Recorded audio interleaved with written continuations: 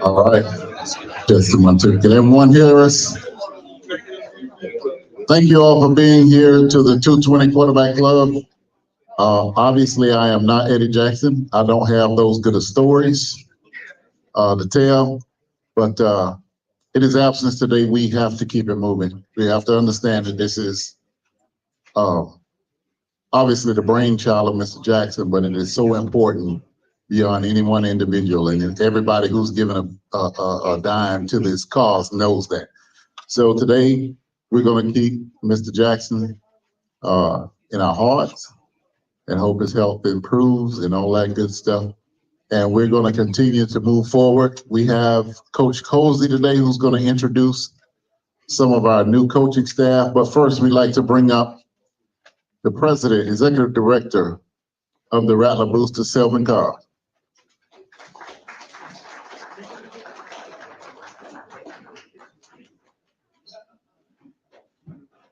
Good morning. Now it's afternoon. It's morning somewhere. It's just not here. Okay, we're gonna go ahead and get started. Just like Eddie has said, we don't start anything late. We started on time.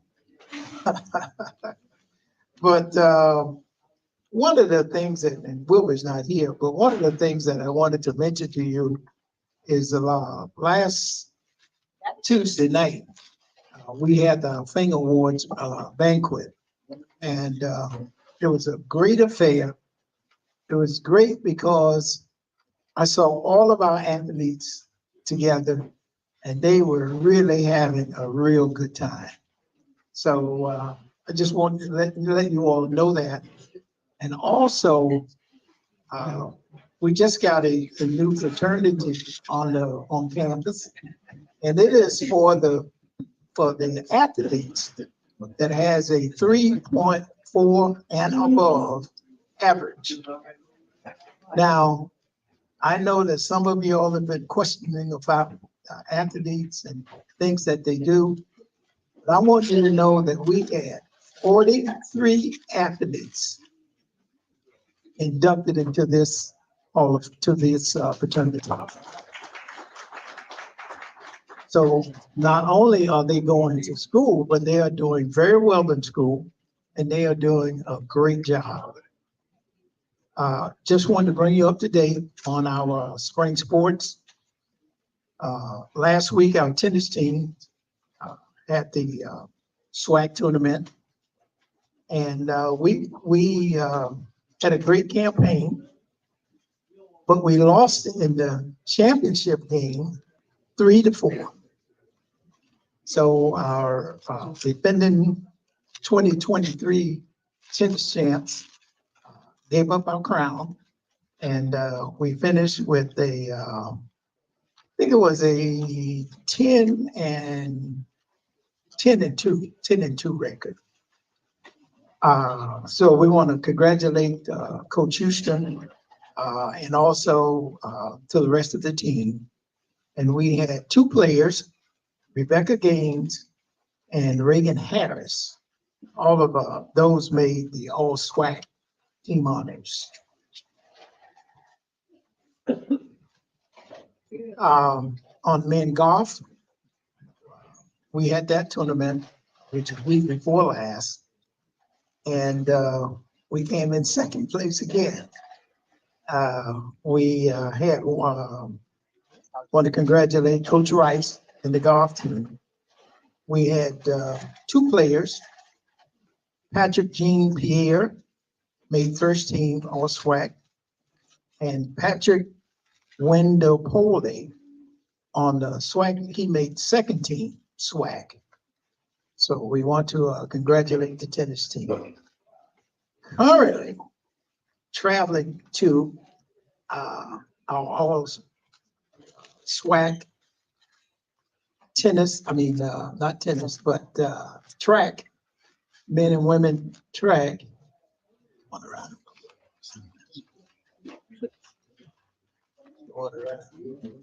Okay. We came in, our track team is on the way to Baton Rouge, Louisiana. And this is our all SWAC conference team. This is their meet where they all will meet for the team. So we want to wish the Coach Garfield and the rest of the staff all well. And hopefully we can bring back a golf championship as well. I'm sorry, but a track team as well. On our women's softball, we are currently running in first place. We have a 19-5 conference mark. We are 23-18 is our overall record. We have also clinched the first team for the East. So we want to look forward to when they go to Gulfport, Mississippi, is when they would play starting next Tuesday. They will play. In baseball, last but not least, we are currently first place in the Eastern Division. We have a 17-4 mark. Overall, we're 22-21. Currently, we are 2 games ahead of our second place team, which we will play at Moore's Kittle Field starting at 4 o'clock on Friday. So if you want to see some good baseball, I'm going to ask you to come out to Moore's Kittle Field. And we can, not only could we continue to be first place in our division, because it's a 3-game set. We play Friday, 5 on the SWAC team, they got 4. Damn, you got that. Okay. On the I think it starts at what time do you have for Saturday's game? 2 o'clock, and I think Sunday game is 12. Is it 1 o'clock? Okay, okay, so here you go. 4 o'clock on Friday. What was it again? Okay, I was okay. 5 o'clock, I've been corrected. It's 5 o'clock on Friday. It is 2 o'clock on Saturday. 1 o'clock on. And 1 o'clock on Sunday. So if you want to see some good baseball, come on out and we'll show you some good baseball.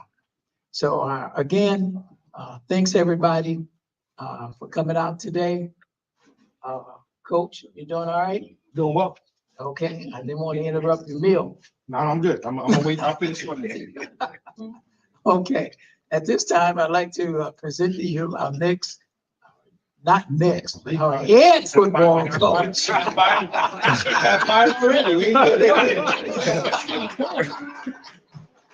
head football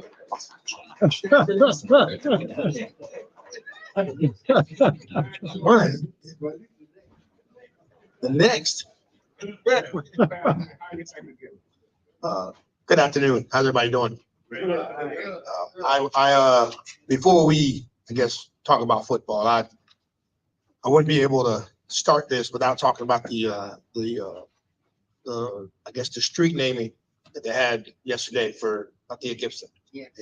Obviously, I didn't play tennis, nor play tennis here at Florida A&M, but having the opportunity to be a part of that yesterday and just seeing, all the support from not just FAMU, but you had some support from Florida State that was over there as well. And it just talked about the significance of what she did while here at FAMU and just tennis worldwide. And my sisters had the opportunity to play softball, and both my sisters we were having a conversation about it. I mean, you guys probably, my sisters probably didn't understand that the significance that Thea Gibson did, just not just for tennis, but just for sports in general, paved the way for a lot of young Black women, young Black girls to play college athletics. I wouldn't be able to start this program without talking about just being a part of that function yesterday. That was an amazing thing to be a part of. I was talking to a couple other people because obviously I know the name. It's probably something that probably should have been done a long time ago. But I couldn't start without by saying that. Secondly, we talked about the academics. We had 4 guys that were initiated into that group. We had 3 of those 4 are magnum cum laude athletes. One of them was summa cum laude. So he had that opportunity, and that's big. And then unlike myself, I was my laude. My grades were throughout my time at Florida State University. That's what mom used to say whenever I gave her my report card. Oh my Lord. Now we can't even look at it yet. We ran a little bit late today. I apologize for getting here 10 minutes late. We had, and I don't know if you guys saw throughout the week, certain teams that won the SWAC were given an opportunity from Nike. Nike came and saw those teams and presented them certain items. So today, football had their day. So the restrictions were if you were part of the team last year, part of the staff last year, you were currently enrolled in courses right now, and you weren't in the portal, you were given a box. And in that box, shoes, bags, and a really, really nice gesture that Nike and LeBron put together for our team. And believe it or not, the person who came up with it, and I can't, she said her name to me, and I'm gonna have to catch it. I'll have to figure out what it was later on today. I apologize for that, but she was a FAMU grad. So a FAMU grad working for Nike decided to come back and give football. I want to say it was football, tennis, not softball, but he just came back and gave us a little bit of a token. And the box was big, and you don't ask these guys what was in it because they didn't get one. They weren't with us. last year, but I'll show it off to them later on, hoping that they can do it what? Do it again next year, right? Be a bigger box for us next year. Obviously, I came back and we talked a couple of weeks ago, and our spring is done, right? And our coaches met with our players after the spring, right? Some of our players got great news, right? We are happy with your performance in the spring. We want to welcome you back, and and in this role, right? Some of the other conversations were, hey, we might need to get better at that position, and that's where we are, right? We got 7 guys that are going to be graduating Saturday, and 5 of those 7, because of COVID, will be back playing for us next year, right? So, guys that are receiving their undergrads, we have 1 guy that's getting his master's, and then will be playing for us this upcoming year. So that's where we are, right? We're trying to, keep our team together, right? We want to make sure our guys are doing well in their finals, and then we'll give them a week off, right? May 13th is when summer school starts, and that's when our lifting starts, and coaches will, start getting ready for our opponents.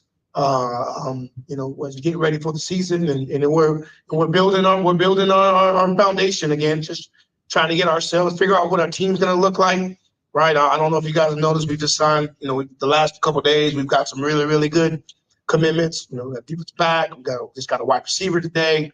So, I know you guys know who's in the portal more than I do, but we are replacing those guys, with obviously doing the proper background and things of that nature to make sure that they're going to fit well to what we do. But that, and I know people ask about the portal, but that's kind of the nature of recruiting right now, right? So, the part for us was replacing what we lost, and I think up to this point we're doing a good job. Don't think we're not finished, right? We still got some work to do on both sides of the football, but graduation, giving the guys some time off, and then making sure we replace some of the guys that are in the portal. Now, I will say this: some of the guys that were in the portal have the opportunity to, get themselves out, right? Get themselves an opportunity to come back to us. A few have done that, right? I can't release anything about that yet, but we have, we do have some guys that were in and then have elected to come back. So, our team right now. We're sitting about 65 to 70 guys, and that's just who's in house right now, right? Because of the loss of the seniors, right? The loss of a couple of guys. Like I said, a few of the guys that are in the portal, and again, guys that ultimately eligibility is done, and they have moved on, and we'll have to start paying bills in the next 5 to 6 months. So that's where we are as a football team. Now, for me, I wanted to, we had this conversation about a month ago about my hires and my new staff and et cetera, et cetera. And all 3 of these guys were currently going through the human resource process, right? And for us, it was about a month. I think for them, it probably felt about like 4 or 5 months, a year for the human resource, for the HR process to go through. And believe it or not, 2 weeks ago, 2 of the guys were good, and we had already announced them to the public. And 1 was not. So I told you I wanted to make sure I brought all 3. So now I want you guys to know we did talk about y'all on the way here. Okay, don't get me wrong. It was all positive. It was all positive. I just had to let them know. Hey, here's the guys. Hey, these people love Florida A&M is what I told them. Okay, so I'll start with, if you guys have any questions for me first, okay, and then if you're okay with, I'll introduce the coach, tell you about him, and then we get 3 questions per coach. Is that more than enough? Okay, well then you handle it then. Okay, you handle it. But I'll start with me. Any questions you guys may have with me before I introduce the coaches? Yes. Coach, Okay. I don't have a question. You got the mic going, my channel. I don't have a question, but I just want to, those treats up there for you and your guys. I was at Sam's and I took it upon myself to take that for your nutrition system. Yes, ma'am. They had only one thing of muscle milk on the shelf, so Okay. I got that one. But that's for you. Well, I'll tell you this, now you don't give me the treats, because I can tell you that these treats won't make it to the nutrition center. They'll be right in my office. So you might want to, I'll get one of these other guys to do it. That sucker will go 5 feet, right? So, but I'll make sure I will make sure the guys get it for sure. Thank you. Yes, ma'am. You been in my office. You saw my friends. Yes, sir. I'm doing well.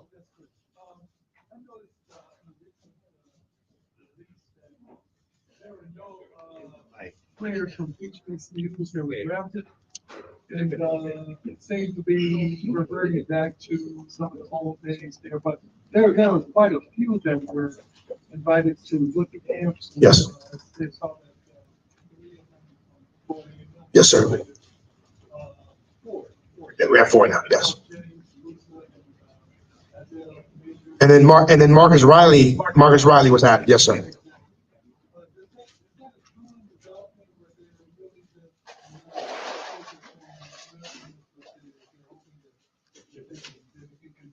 players from HBCUs who they're looking for. Well, I think when you use the word developing, I'm gonna throw in continuing, right? I think that is I'll say this, right? In my 2 years, the NFL scouts have come and watched our practice, right? We had 21 this past year that were here for our pro day. The year before, we had 23. And I'm not in the NFL GM rooms, but you got guys like Isaiah Land, not drafted, playing for the Colts, right? Marquise Bell, not drafted, star linebacker for the Cowboys, right? Xavier Smith, was a walk-on, working in Haines City, and he just restructured his contract with the Rams. So, do we have draft eligible players? Absolutely. And I think now as a head coach, you get an opportunity to see what these NFL scouts are looking for, and what these NFL scouts come to Florida A&M because they know we have talent. But while they spend their time here and they look at our players, and they don't just do this at Florida A&M, they do this across the country.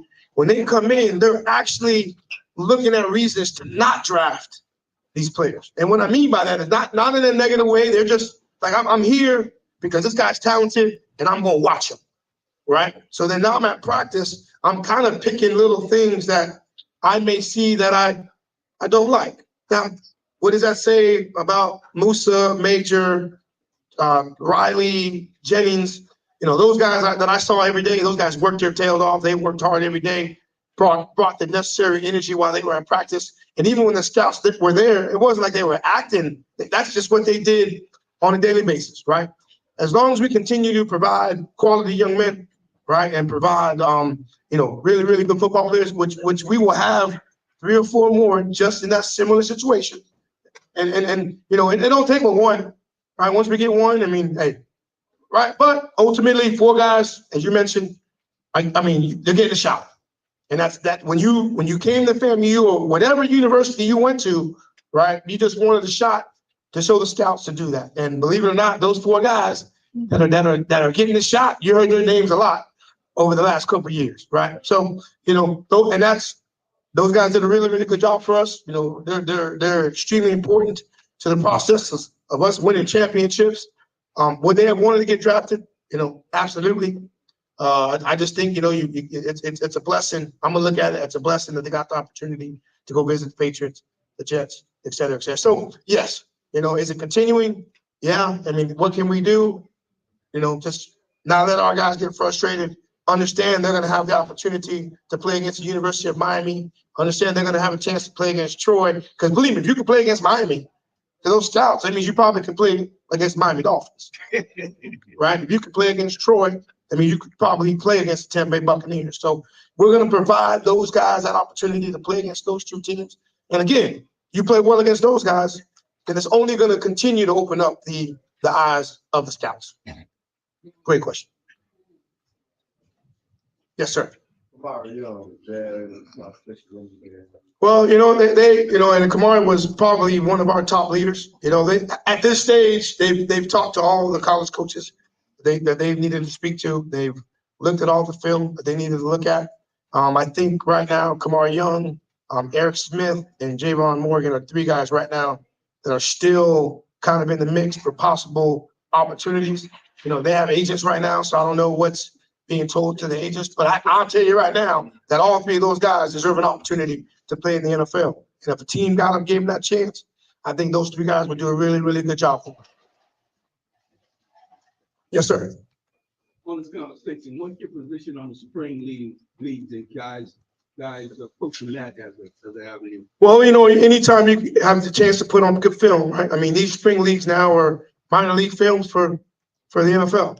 Guys are leaving this league, leaving those leagues, doing well, and given a chance to, show what they can do, right? So similar to that, was it the World League that was about 15, 20 years ago? Just get a chance to put film up. They did that in the World League. They did that. They do that in CFL. Now these leagues that are going right now, it just gives chances to provide and show good film. And I think for the most part, they're getting paid pretty well to be there as well.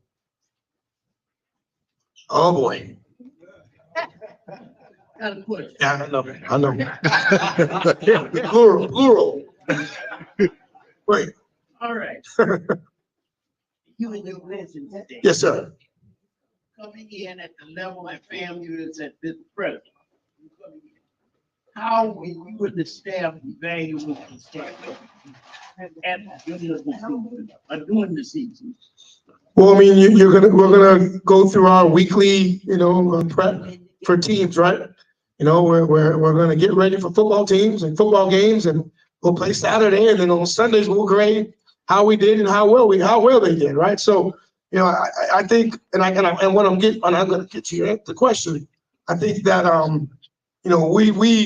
we're doing a lot of that right now, trying to make sure we evaluate the right people to be with our football team right now.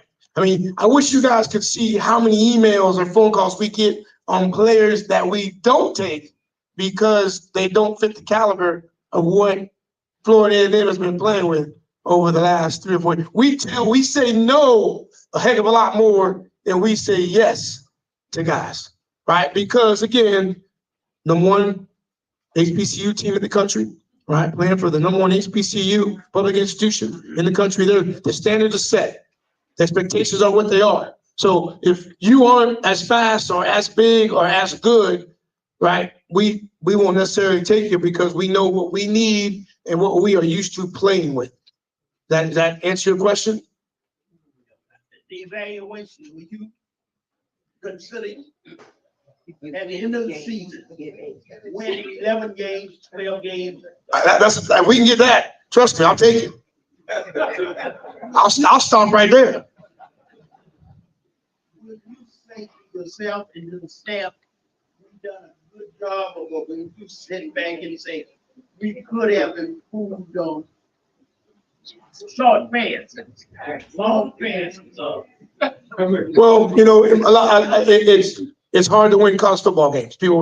It's really, really hard to win games. So I'm not going to win and then be sad, right? But there are going to be times when we get to that film on Sunday and we talk as a staff about our group, and we'll know that none of our players are going to be 100%, right? And we'll know that, right? Nobody's going to be 100% after a football game. So as we do that and we speak about those players at those individual positions, we will then talk about what we need to do to get better. Well, whether it's maybe somebody behind him that might be playing better and may need to move up. Well, some guys are playing too high, so now we have to work throughout the week to make him play lower, right? So there's based on position, different things you look at, different things that you work on. But trust me now, if we win 11 to 12 games, this meeting in here every Wednesday will be great. We won't be talking about how bad somebody did.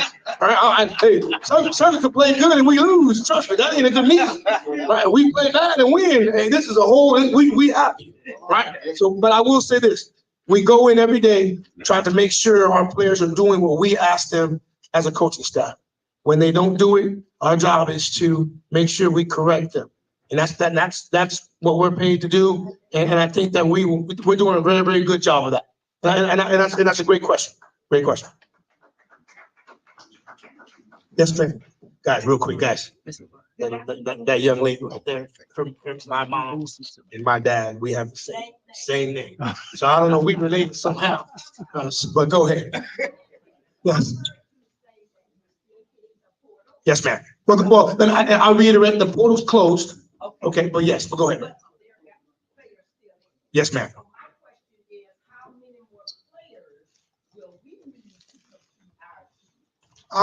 You know, I'd probably say 4 to 6 if I'm willing. And when I say the 4 to 6, some of them are starters. Some of those are guys that we may need to feed, that we feel need to add depth. But when 4 to 6 I would say on each side of the football, right? So, we got some starters. I mean, Jalen Goss is gonna start. Ashton Grable is gonna start, right? Jamari Gassett is gonna start. James Ash is gonna start, right? Kendall Bowler is gonna start. But we need to build some depth, right? And then we also need to add some stars and whatnot. Keep this in mind, we do have a few positions, right? That there's some battles that are going on, right? So, that's great. That is great. And we're not answering any quarterback questions. Don't get me started. And answer no questions about the quarterback, which is one of the battles. We good? That was easy. Okay, that's one. Okay. I don't know where the dog is at. Where the dog's at. Well, I mean, gotcha. So you mean where are we at as far as our signees on the offensive line? Well, I'll say right now on the offensive line, we're looking for like one, right? Because if you heard me say before, Jalen Goss, returning starter. Ashton Grable, returning starter. TJ Lee, returning starter. Cesar Reyes, returning starter. So the dogs are here already. So and I'll say at that position, we need, and we got one of the offensive coaches here. We need to get some depth. We need to get some depth, right? So on that side of the football. Defensive line, James Ash, a dog. We do need to have some starters on the defensive line and then provide a little bit of depth. Right, but we went to go get our boxes today, and then I walk out. I got Jalen Goss, I got Grable, I got TJ Lee, all. Yeah, hey man, we all right. We all right on the offensive line. We just gotta get into the games, right? So, but you're right. Offensive line though is pretty much a good deal for us. It needs to add some depth. We lost, Jenna Hunt. We lost, Anthony Dunn. Those guys are, in the portal. So, those are guys that we're gonna definitely have to add. Which I'm getting at is we're just not gonna take anybody. That's because that's not who we played with. Right, we're gonna get quality guys to come in and try to hopefully take those positions. Yes, sir. Huh. Well, What's the question? Out of the players, what are the needs that I may have? Outside of the players, right? Did I say that correctly? Outside of the players, what are my needs? Right now, we're still trying to fill one of our recruiting positions, right? That would be extremely, I think, for the most part. Who we lost at that position, right? He went on to Colorado. That's a position that I would say definitely is a need position for me. And I have someone in mind for that position, just not actually have the ability to pull the trigger on that said position. I think that would, for me, just for my sanity, and I think for the coaches, I think they'd love for us to get that recruiting coordinator here, or we can help, help with some of the visits. But right now, I would say amongst that would be just being able to facilitate our visits right now. We're kind of number crunching with visits, right? He had to drive to where to go pick up a kid. Where'd you have to go pick up a kid at? Jacksonville. We had to go pick up a kid in Jacksonville because we wanted to make sure that we didn't spend too much money on a visit, right? So, and I'm just being transparent. That's I'm trying to make sure the budget's good, right? We can't go over budget. And one thing you can get you fired is going to be going over budget, right? So, and that's stuff that comes from the foundation, right? So, if we put some money in the foundation where I can now fly a kid to Tallahassee, like normal visits would normally go, but. What happens when we go to Jacksonville? Coach Burris gets an opportunity to sit with that recruit and talk to him about, get to know the kid a hell of a lot better to drive 3 miles over to Tallahassee and still develop that relationship in his office as opposed to driving from Jacksonville. But that's, that's where we're at right now, especially at this time, right? And just that would probably be the thing for me. If we had the opportunity to, put some more money in that foundation where I could truly give those guys the opportunity to fly in Tallahassee, because we number crunch on a lot of things, right? And part of that is we have to, right? Because even though we still want the kid, right, we just can't go out there and be hosh posh like the other university on the other side, right? We got a budget, we got to make sure we stay in that. And but we still have to recruit. You guys get what I mean? We still have to do that. So I can't use that as an excuse not to recruit. So we just try to find ways to do that. I think the businesses that we're using throughout the business are doing some good things for us, allowing us to be, eat well and stay well and all those things. But, I think having the opportunity to bring guys in, without having to number crunch, I think would be a heck of a lot better for us. Well, you would have to get to a private plane. Well, I mean, just we're going to bring NCAA rules. We might as well do that. But I'm with you. Well, I mean, Donald Reed handles that, right? I mean, he handles the needs of those. Yeah, we got some things we have to pay, right? But equipment, like as far as that we're using, we ordered a chute to help our players stay low. We've had a couple of things over the last couple of years that we've ordered that I think we're pretty good with. I mean, Donald Reed would be able to tell you a little bit more about some of the uniforms that he may need, but I know he's been, really hoping to get some green uniforms because of what happened with the Celebration Bowl. He gave some of those guys, some, as gifts or whatever. But I think that would be something that he could definitely help you with. But for me, that I kind of gave what I would say. But I mean, I know, Donald Reed's our equipment guy. He's going to make sure that we look fly everywhere we go. So he does have some things that I think he would like to maybe get some help with. Yes, sir. You decide list those things that you need so that these folks and others will kind of provide for you. So just whatever your wish list is, at least let me know. Okay. Yes. You've been going through this. I know. At least I have for 2 years. Yes, sir. You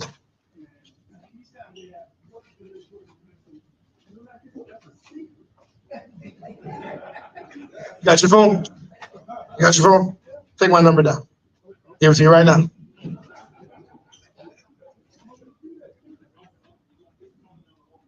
That's fine. I know how to block. 305 608 4991. Text me, please. Okay. Yes, sir. Oh, yeah. Do you have another question? And what can I expect when I take? That list? Give me 24 hours. Yes, sir. What's the scoop on Corey Cotty? Orthodox State. Yes. Yes.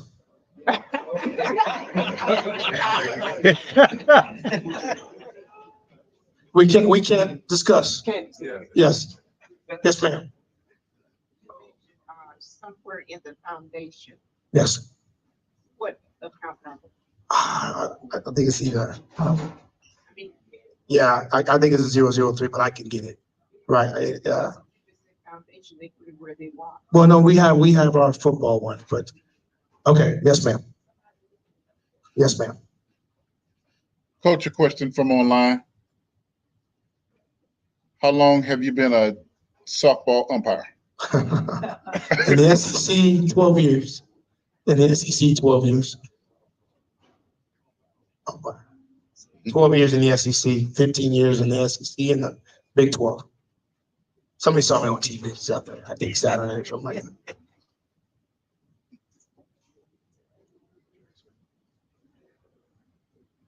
Anything else? Perfect. Okay, so I'm gonna go to my left, your right, and I'll introduce my first coach. Believe it or not, I know we look the same age now. We look the exact same age. He played for me when I was at the University of West Georgia, during my time there. Wow.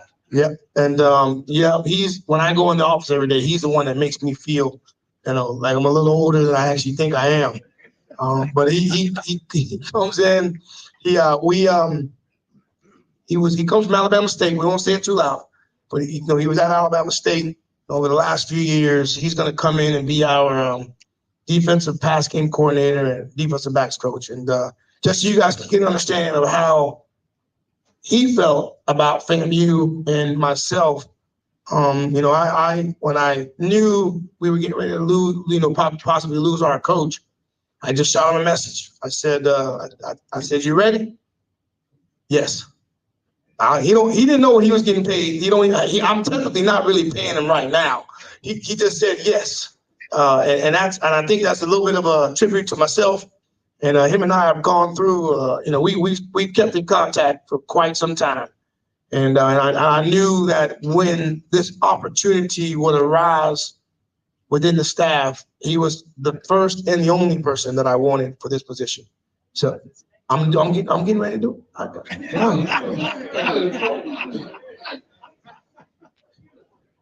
His name is. Before we let Coach proceed, Ms. Jackson just texted me and said, Mr. Jackson is watching us online. So Mr. Jackson, we miss you. Everybody give Mr. Jackson a round. Absolutely. Absolutely. Miss Jackson told me to make sure my behind was here. I don't want to say hello yet. I'm just going to give him the head nod. I can tell you when he really sitting on the chest. Well, defensive back coach, pass game coordinator, this is Coach Andre Pope.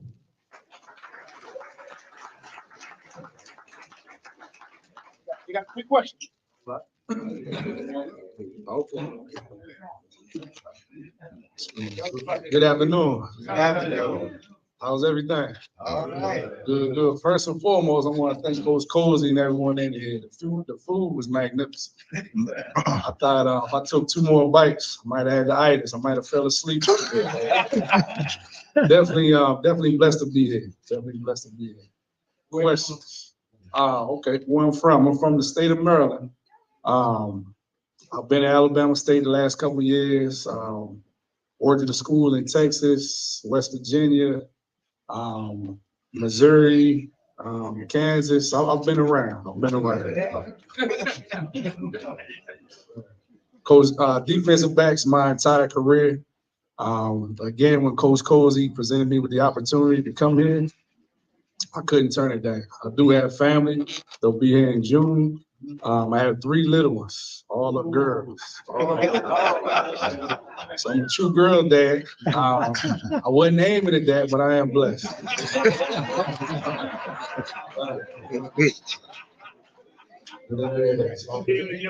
Right. I'm told it's shut down. I'm told the rise is shut down in the economy. So don't quit. Okay. There it is. Home. From the state of Maryland, but I've moved down here already, so I'm here in Thailand.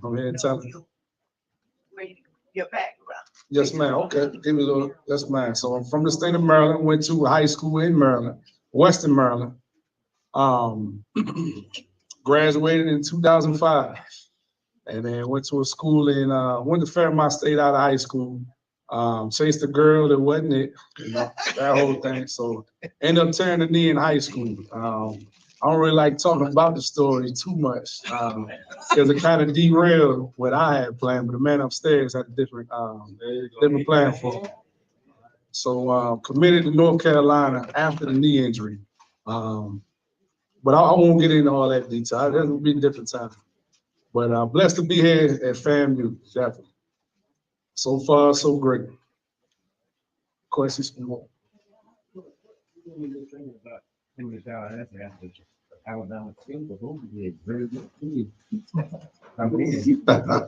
Can't hear a question. Right. So You said yeah. there it is. So the question was, what brought me to Tallahassee? Although Alabama State is supposed to be, a really good team. So just to touch on that, it's gonna be a good one. It's gonna be a good one. The last 2 years I was a part of, the game. So here last year and then in Montgomery to go 2 years ago. Both came down to the wire. Block field goal to win the game. FAMU won. And then last year was a pick six to end it. FAMU won. Right? Question. My question is, I have a comment. Okay. I want you to tell our defensive backs what you told Alabama State's defensive backs to intercept Musa that all them times up there. All right, okay. So we trying to rep with little fellas. First and foremost, on FAMU defensive backs, yeah, they're legit. I think it was #1 in pass efficiency in the entire NCAA. So, it's big shoes to fill there. But now as far as what we told our guys, what I told my guys, my guy touched on it already. It's dogs, right? So the whole mindset there is to disrupt. So our strong slogan, and you'll see a brand that I created, and we'll bring it down here to Tallahassee, but got to be disruptive. So that's timing, that's spacing, that's trust. Next is obedience. So whatever we spit out as far as the verbiage goes, whatever scheme it is, we got to perfect it. And that's the vision of the program. And then lastly is the grit. So the question with that, the play before might have been a bad one, might not have been a good one, might have been the best one. But we have plays that's coming up that we have to check those boxes. So long story short, I don't believe in letting up touchdowns on big plays. So the guys got a little bit of taste of that, this past spring, and then coming in the fall camp, huge on that. I think previous programming now, we only let up, I think it was 7 or 9 passing touchdowns the entire year. And I think the year before that was around the same, maybe 9 or 10 the entire year. And we take the ball away. So here in Tallahassee, FAMU's already built the brand. My job is just to continue, and put my stamp on it, and the vision the coach has for us, we're gonna perfect it. So to get back to it, it is their homecoming up there, right? So we'll travel up to the Gump, couple-hour drive to be, their homecoming. I'm excited. I'm not gonna talk stuff, right? Respect is there, right? But there's a reason why I came down here to, I guess, stir the pot a little bit. So I'm looking forward to that. Definitely, there it is, absolutely. Yes, ma'am. I was quoting this dark cloud defense, right? Absolutely. Dark cloud means put the lights out. Put the lights. Yeah, it is. Cut the lights out. I like it. I can adapt to that. Easy. Yes, ma'am. Any other questions for me? Perfect. Again, I thank you guys. I'm looking forward to the opportunity. Coach Andre Pope. Good dog. Coach Andre Pope. To my right, your left. Young man had to come in here and take over the defensive line. With us moving Coach Patterson from the defensive line, the defensive coordinator spot and linebacker spot. You guys have seen our defensive line over the last few years, and our defense has been considered the dark cloud, primarily because of the pressure we put on the defensive line and from the defensive line, excuse me, and on them as well. But we needed to bring a guy in that was going to be able to have the experience, not just as a coach, but as a player, and be able to provide that type of experience that he had as a player, and then he could obviously use as a coach. Now, he played at Oklahoma. What years were those, Coach? 2008, 2012, and he continues to let me know about that Florida State game that I don't even remember they even played. But he played at Oklahoma, spent about 4 or 5 years in the NFL. With how many teams? 5 teams. We got him from La Tech University, and this is our defensive line coach, Coach Casey Walker.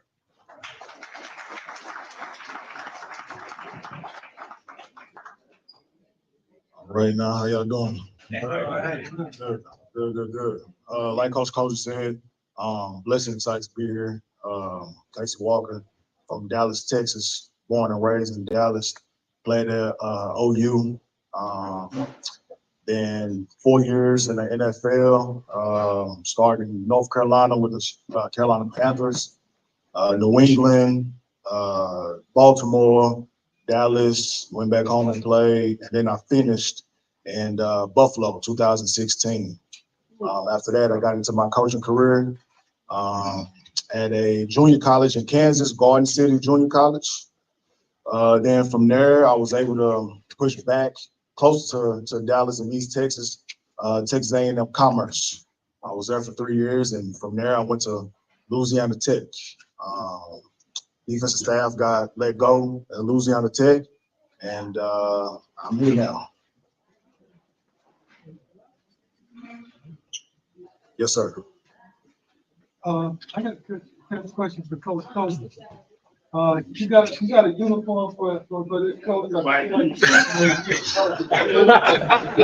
got 1/3 down in me. That's all.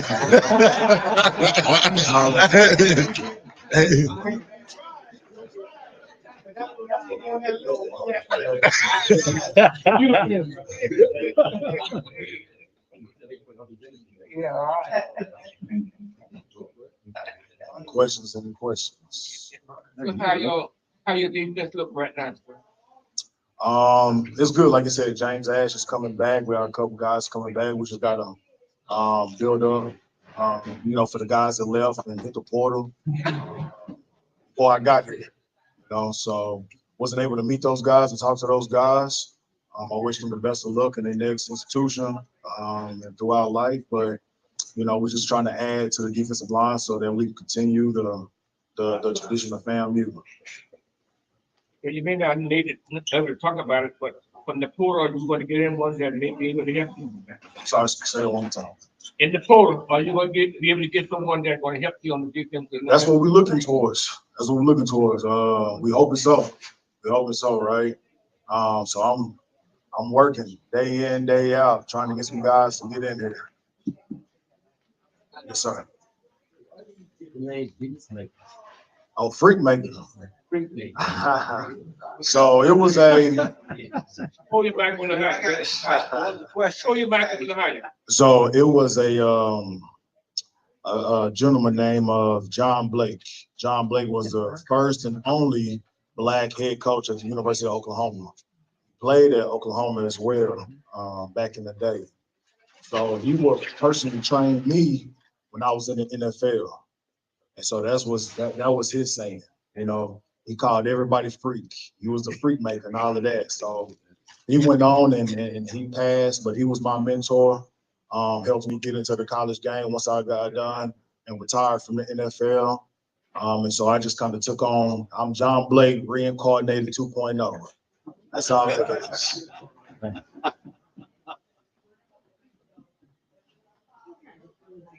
It's all changed. I promise you, I try to eat like a rabbit, but it's all genetics.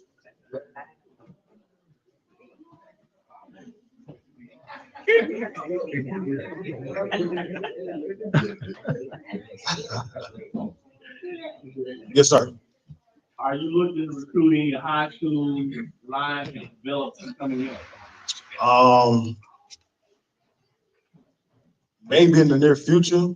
For right now, we need guys because of the guys that we had lost in the portal, the General Hunts, the Anthony Dons, and Alan Smiths. We need guys to come in right now that's going to play right away, right? High schoolers, you still got some development to do. We got guys to come in. They need to, it's a plug and play right now. So maybe in the near future.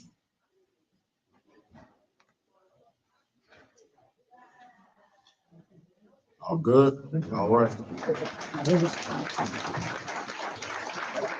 I'll piggyback on the high school question about the D-line in the high school. Now, believe it or not, we actually signed one during the signing period. We signed him from Shaman Ramadan, but he is still currently going through trying to get into school And we have another guy that we actually really, really like, the coach really, really likes, that's down in South Florida.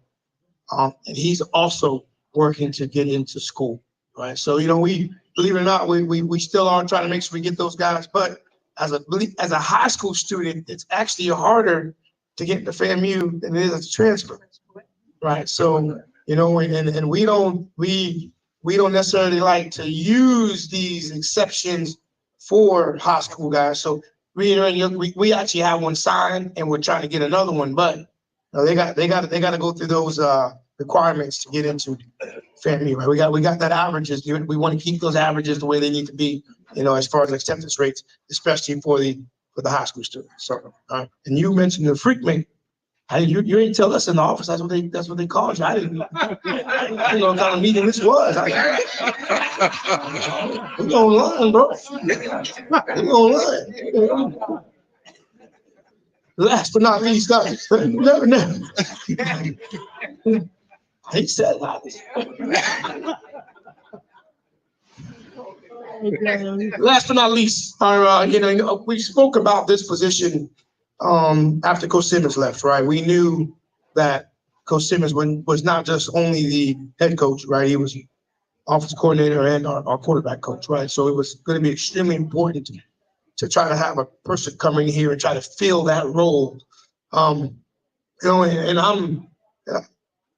when the whole process was kind of going on, we had our pool of candidates, and we were going to the candidates, and we tried to not look at resumes and all that stuff, but you guys have seen resumes before. You're gonna obviously look at who people are and where they're from and whatever the case may be. And as we were going through the quarterback co-OC role, the name Coach Henry Burris pops up.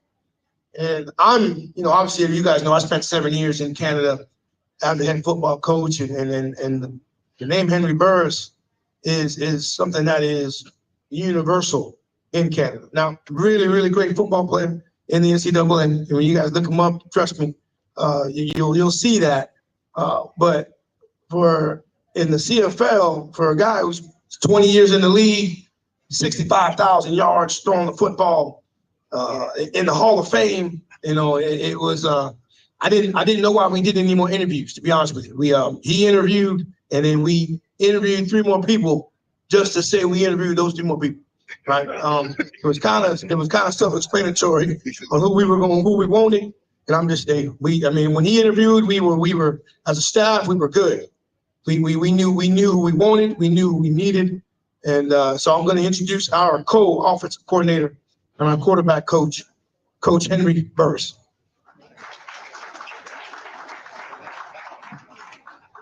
Hey, everybody. Thank you so much for having me here. Henry Burris, originally from the bright lights of Spiro, Oklahoma. And I always like to lead everything off saying I wouldn't be here if it wasn't for my Lord and Savior, Jesus Christ. The future is for the focused and diligent towards their vision. And I always ask my kids, what are you going to do to make that happen today? But I know for me, I grew up in a military family. I actually grew up in an HBCU family, Langston University. All my siblings, parents, everybody. I actually was getting recruited by Langston. I thought I was going to an HBCU until the recruit coordinator walked back into the house and brought another Black gentleman with him by the name of Ron Dickerson, who was a head coach at Temple University. And the rest was history. Boy from the farm going to Philadelphia. And I'm saying, man, look at all the buildings up there, But for me, it was sweet to see the different part of life. And as far as the different experiences that life had to offer, had a great career. Unfortunately, only won 5 games at Temple University, but set a lot of records, threw for a lot of yards, but had the opportunity to continue my career going up to the Canadian Football League.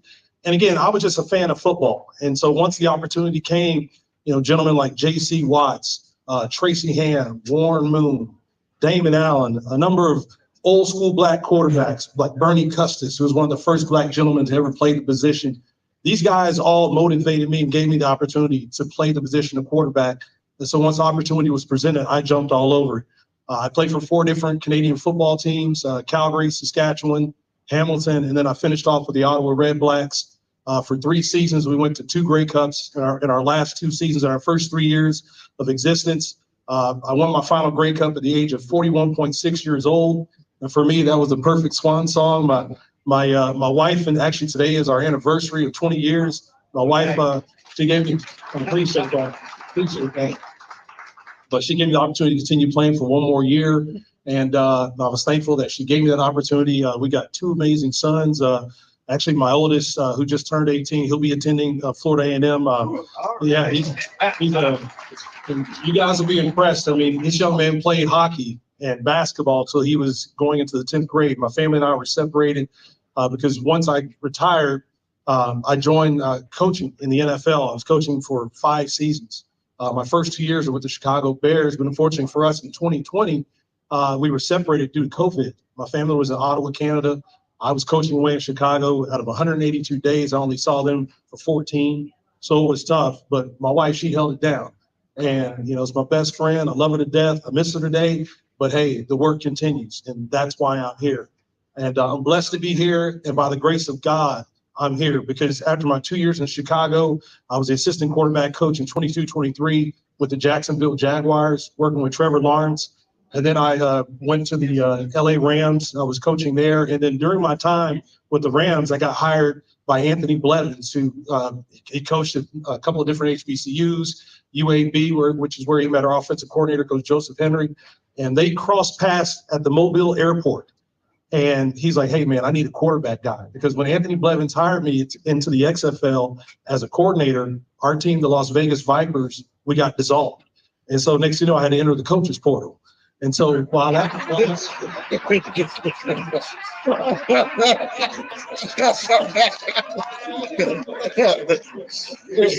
while that was going on, here's two gentlemen passing like 2 trains in the night.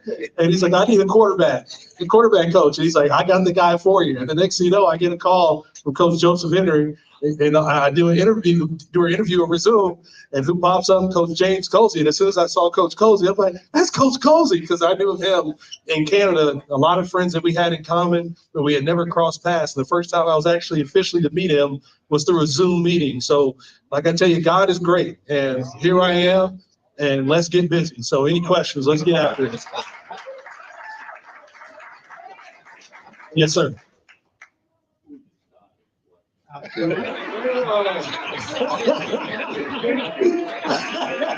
Well, due to my pay rate, I can't ask that question. But I can say right now, we're going to have a great competition. It's been ongoing, and both guys have had high days. There's been some days where Junior's been on fire. There's days where T. Richard's been on fire. There's days where you'll see Austin Hooker out there making some great throws. I mean, we got guys that can sling it. But the competition will continue on, because in order to create the best quarterback possible, we gotta put the pressure on, because we all know pressure either busts pipes or creates diamonds. And so we want to see, as we get closer to fall camp, who's going to put in the work, who's going to do what's necessary, because the quarterback sets the standard. It's not just what you do on the field. It's what you do in the classroom. It's how you conduct yourself in the community, and it's how you back up your teammates on each and every given day. So we're looking for the entire We're looking for the entire body of work within these guys, and right now they're still on the clock. Yes, ma'am. Coach, you began to talk about the son who's coming to say, I know FAMU National Alumni Association Scholarship Committee, the local chapter, and the others. So tell us a little more about him, and is he on scholarship or whatever? Well, again, he was a young man. He played hockey in Canada, one of the only Black kids playing hockey, and he was getting after it. He was a beast. But in school, like in school, he's a 3.6 student, excellent with grades, in the community, helping out families each and every day. On the field, he's a dog. I mean, he plays with that hockey mentality. He doesn't care about running up into a crowd, putting his face in the fan. I mean, that's the way he plays. He has a 38-inch vertical. He runs a 4.45 40. He's 6'1", 180 pounds. And I mean, he's only played 1 year of football, and so the sky's the limit for this kid. And again, he coming as a student athlete? Yeah, he'll be here as a student athlete. Yes, ma'am. With scholarship? I don't know to the full capacity of that yet. That'll be a discussion that needs to be had here. So.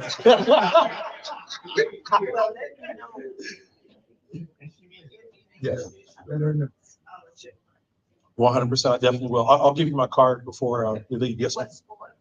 Football. Yes, ma'am. Yes, ma'am. Hey, thank you. I'm hearing relationships, and that's important. So as you build the relationships and you're coaching our young men, what are you as coaches doing to keep yourselves in shape and motivated to make sure that you're keeping the with the whole team? Because you guys have to.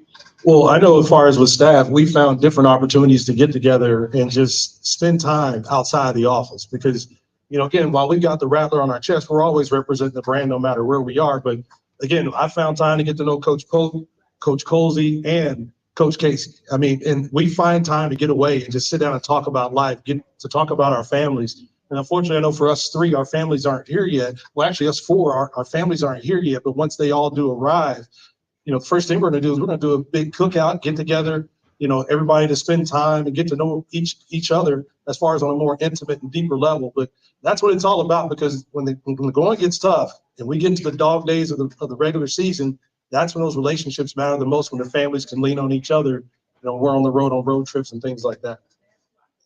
Keep the focus until you think. Yes, ma'am. Yes, ma'am. Yes, ma'am. 100%. 100%. Yes, sir.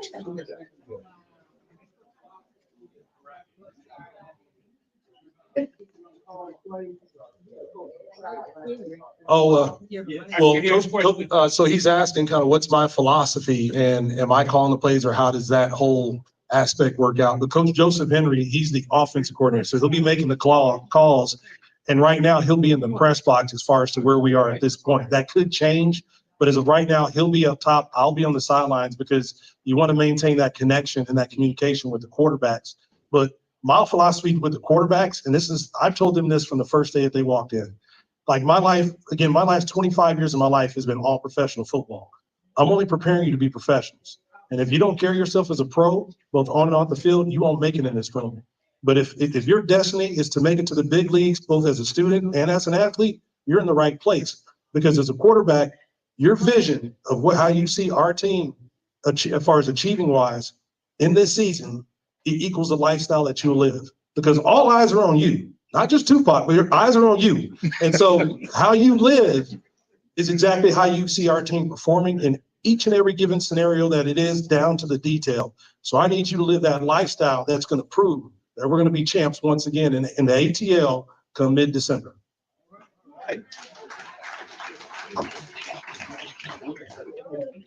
Yes, sir.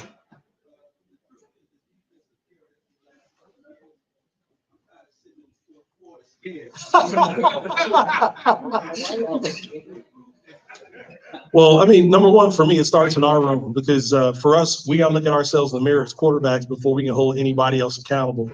And I'm working tirelessly in that office, putting together what I call it's called the Reads and Progressions Bible for quarterbacks. So pretty much it preaches to the quarterbacks the detail down from the footwork based on what coverage. These are your reads based off of one defender, and to make sure you understand what the progression is. And so they can read it verbatim and understand exactly what their job is on each and every given play, regardless of what the coverage and the defense is. You know exactly what to get into, how to operate it, because the worst thing for a quarterback is to be out there with your pants down, not having any options, especially when you see two AA backers about to bring the heat and they're running cover zero and you have no options as far as how to deal with that. That's the worst feeling, because I've been there, I've been through it, and that's the last thing I'm going to do to my quarterbacks. And working with Coach Joseph Henry has been awesome, because he's given me full autonomy, giving me opportunity to communicate with them and us get on the same page. And we're still continually building that relationship. And by the time we get to fall camp, we're all going to be on the same page and making sure we put all of our guys in positions to be successful. And with the talent that we're looking at right now through the portal and the guys that we already have on board, we're going to have one heck of an offense this year. And I told them we're going to have the best quarterback room in all of college football. And that's what our goal is. Sorry. Oh, yes, ma'am. I got the first name. I didn't. Henry, and last name was Burris. Yes, ma'am. Burris. B as in boy, URRIS. Yes, ma'am. Just type in CFL Hall of Fame quarterback. He won't tell you, but it'll be about 5 people pop up. Yeah. Yes, sir.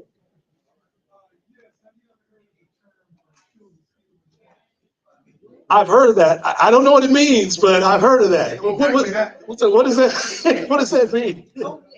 You kill a mosquito with an axe?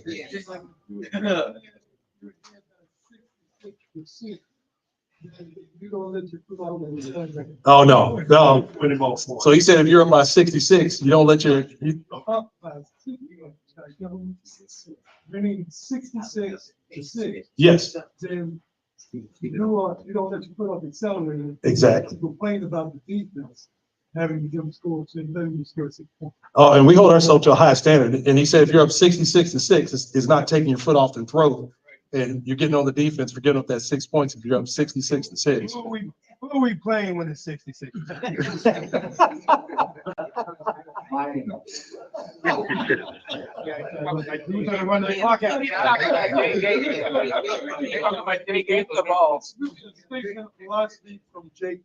Oh, yes. Now the big thing for us, we're going to be aggressive. We're going to be smart, though.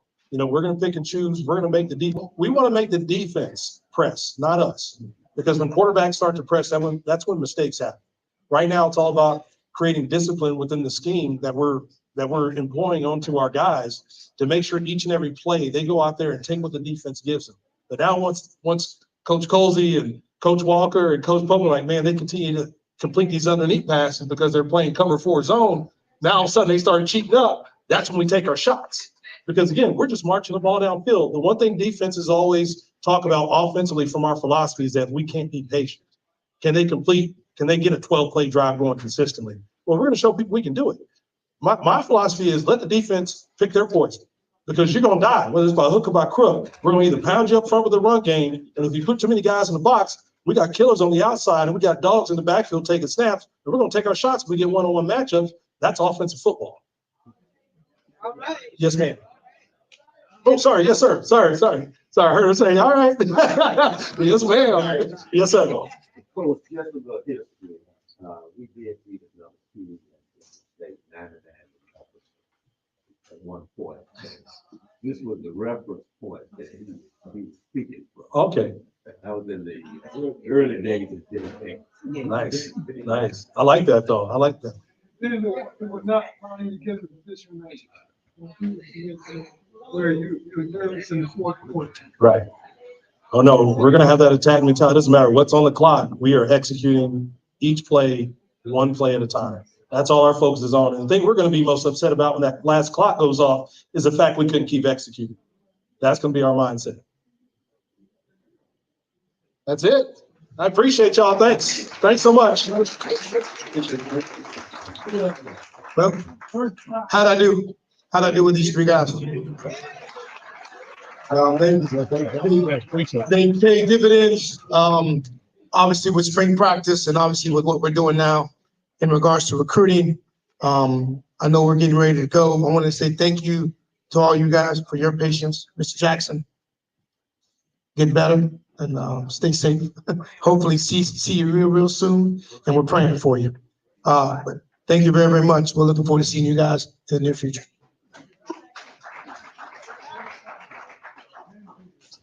Hold on.